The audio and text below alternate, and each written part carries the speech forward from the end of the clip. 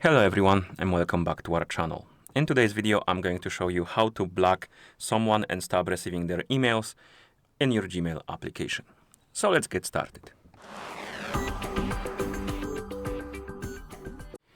So first we need to open the Gmail app, of course. So tap on the icon to open the application. In the Gmail application, find the one message from the sender you want to block. For example, let's say I want to block the, maybe Spotify.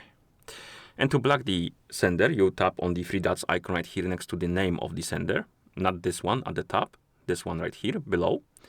And then you can tap on block Spotify. And as you can see, the sender is blocked and you won't receive any messages from them. You can also move the messages or message to spam if you want to, or you can unblock it later on if you feel like receiving the messages back again from that sender. And then you can go back. And that's how you block someone on the Gmail or in the Gmail application. If you found this video helpful, please consider subscribing to our channel and leaving a like on the video. Thank you for watching and see you in the next one.